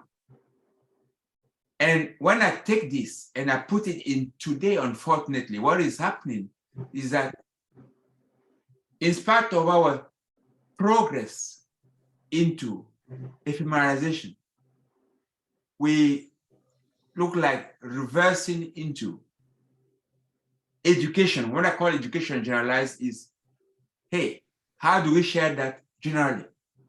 How do we expose our fellow to understand that or to reap the benefit of it? The big game are still today exactly imprisoned in type 1 evolution. And that is an issue. And it's also the fact that we have locked ourselves in a phasal thought, in ideological thought. We are prisoners of one phase. right? And that is, to me, the most important thing that we have to draw from here and forward is how do we unlock, unshackle humans to live at last at peace with the environment, the universe in which we are. That's what I take away. So otherwise, blessings and hope. Steve, how do you feel? What do you take away? Well, I'm excited. These concepts that we're talking about tonight about structure and about anti-entropy and ultimately about energy and tetrahedrons and what creates a system and what creates a dimension and what creates an apprehension of a dimension. These are all like foundational to me. And so I'm going to just talk. I think that and thank you, Susan, because I sometimes feel like I just get so excited about these visualizations. If I can't visualize it, I can't explain it. And so I have to see a picture. And if I can't find a picture on the web, I create my own dadgum picture. That way, then I can throw it out to you guys and say, does this make sense? And when I do, it may or may not make sense, but I get an epiphany from it. So that's cool. Going back to what Manu's, I want to come back to my big major epiphany, what was about these lines, the XYZ axis not being lines. They're actually relationships, they're edges. And they're perceived by the mind, and then my mind, in order to visualize it, I make a line so my brain can comprehend it. That was a big epiphany for me. And I wish I could explain how big it was, but that was huge for me.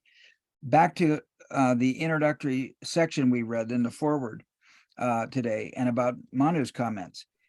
Manu at Reddit is where Bucky said, look, we're not going to resolve these issues politically. The way to resolve issues and the way to create prosperity for all human beings or humankind or people is by creating artifacts that are so easy to use that people just automatically go there. That's the thing that's coming up to me, so if we want to change the world, just make a better thing.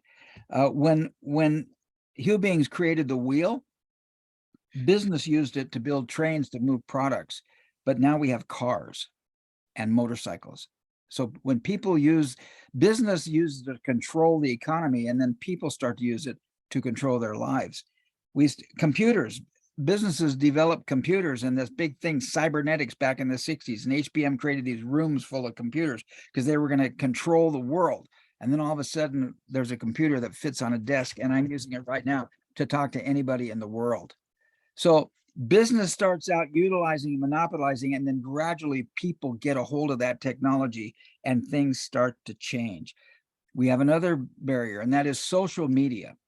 Social media has been usurped by business, and it's one day people will wake up and say, do I want to have my amygdala tantalized and stay in that trance, or am I going to start using social media in a way that benefits my own life?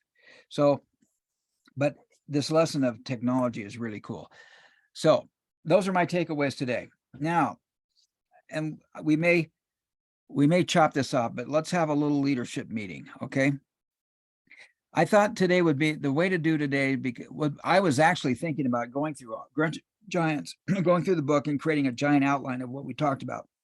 But it came to me that if we just read the foreword once again, where Bucky's explaining the whole point of him writing that book in the first place, was a great place to start tonight. And it was great. And Julián came in and he was asking really basic questions that led us off into this branch. And like you say, Susan, that you're real excited that we went that way. Julián took us that way. He's the one who wanted to say, how does that work? Now, and I think there's this schism here.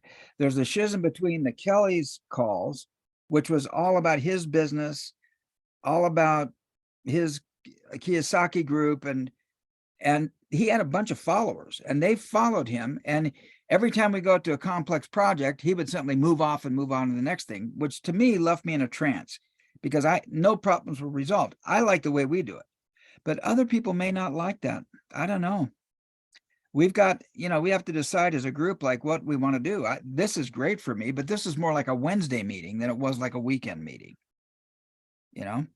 So, but what do you guys think? What is there something we can do to get more people interested in Saturdays, or should we just keep doing what we're doing and gradually it'll morph to something where more people will come? What do you think? I think we're doing Grunch of Giants because we really wanted to link it to what is happening in the world today, because this book is very, very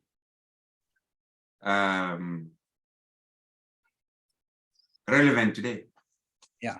And the reason why we're doing this book is because Kelly saw what was going on, got frustrated, and told me, said, look, do Grunch of Giants, because that'll be more practical application, because he was not able to cope with the calls and stay engaged and guide those calls. So he said, hey, do Grunch of Giants. That's why we're doing Grunch of Giants, as Kelly said. And when this book ends, well, we started off with, what did we do just before Grunch of Giants? Design Utopian or Oblivion. Yeah. Design discipline. That's the one Bucky said. I'm sorry. Forgive me. That's the one Bucky said, was design discipline, and Oblivion versus Utopia.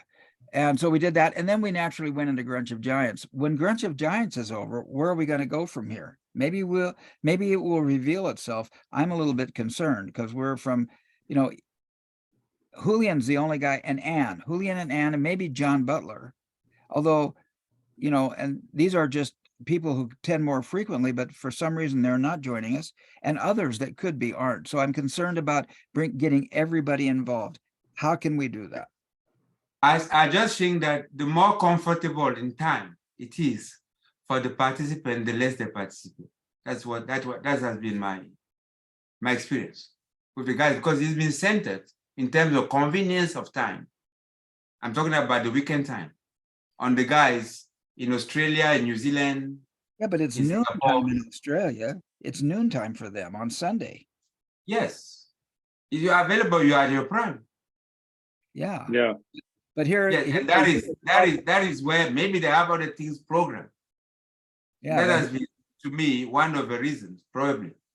I wonder, and I'm opening it up to feedback, and maybe there's no answer tonight, but any other comments or questions or feedback?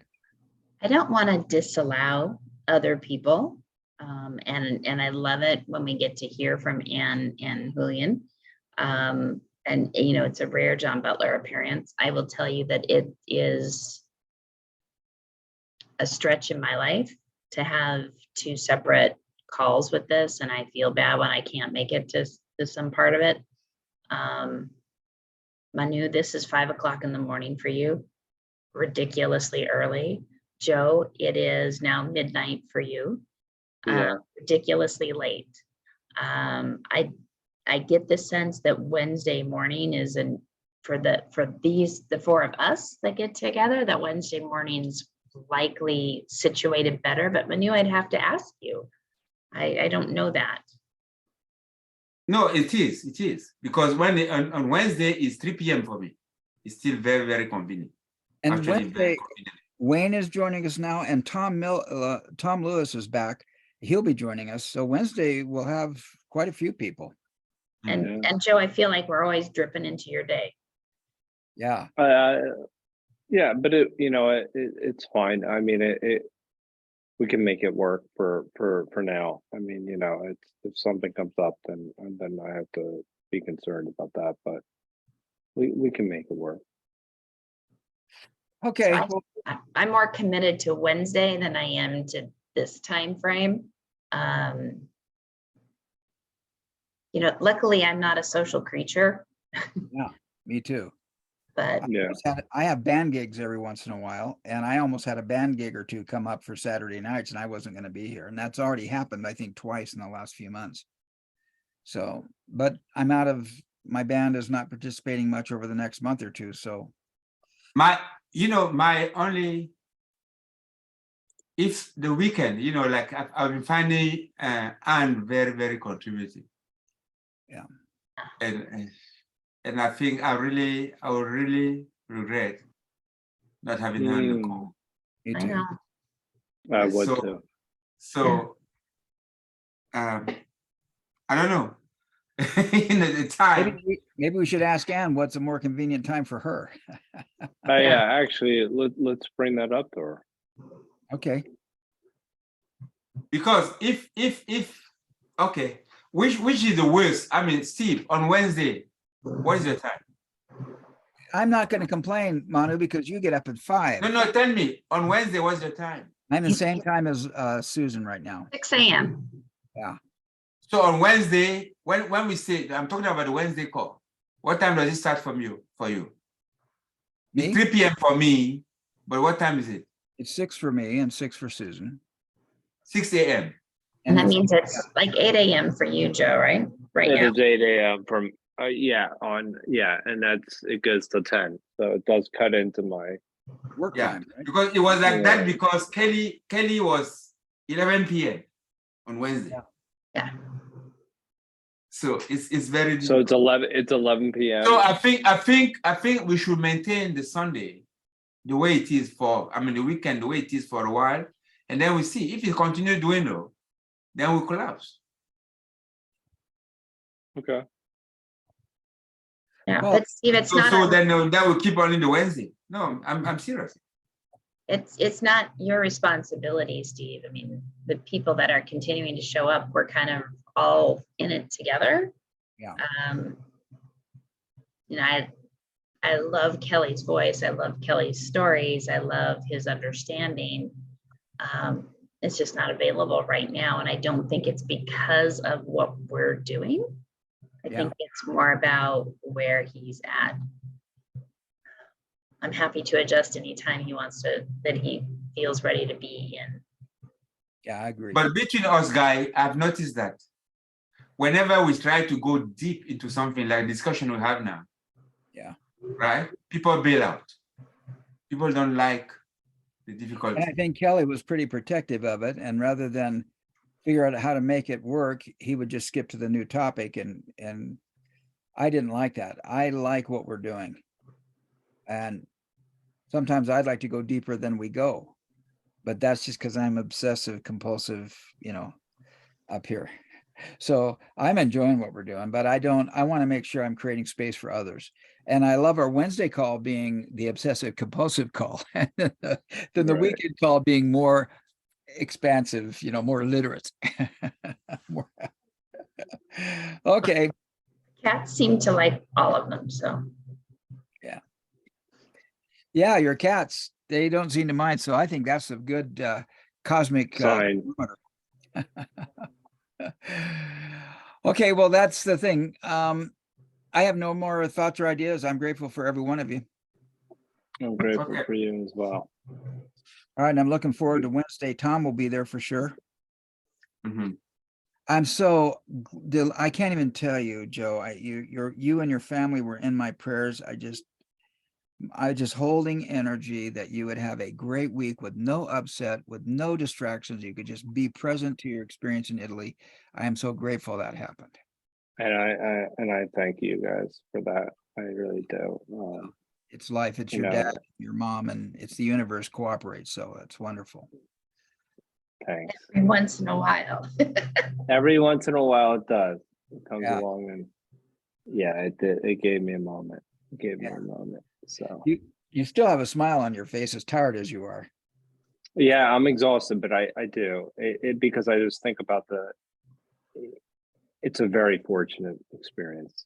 That's all I keep saying that to myself. There are a lot of people that never see these things.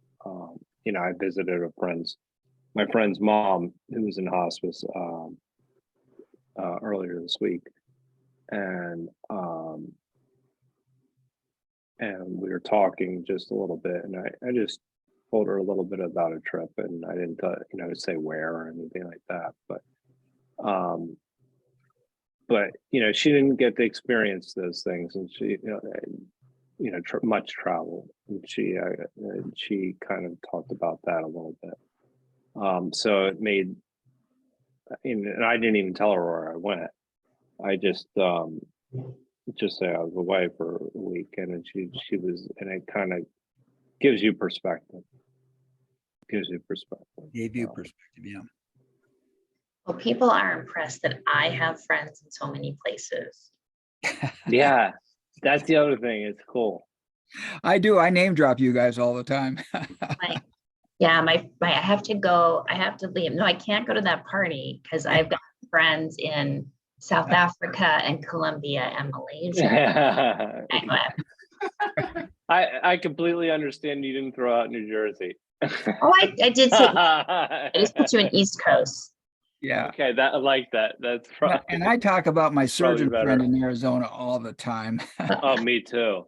I have to Me tour the too. US. I have to. Oh, Manu, anytime. Yes, you do. But you've done a fair amount of it. Yeah, you've Yeah, done New York. no, but the last time I was in the US was 2019. It's been 2019. Well, I've never Yes. been to South Africa. The only place I've been in Africa is Egypt. And Yeah, that that is definitely counts. from Cape I Town don't to think that really Egypt counts as is Africa. 8 hours, huh? Nice. I think 8 Egypt. hour. Well, Egypt's 8 hours. Yes, from Cape Town to Cairo is more than 8 hours. Wow. Yeah. Oh, It's a Okay. big distance. You're talking in an airplane, right? Yes. yeah. I thought it was like 8 hour car. I was like, what? Mm. Yeah. Let me just check that. Cape Listen, Town. there's a new series on Paramount. I got to stop this recording. There's a new series on Paramount that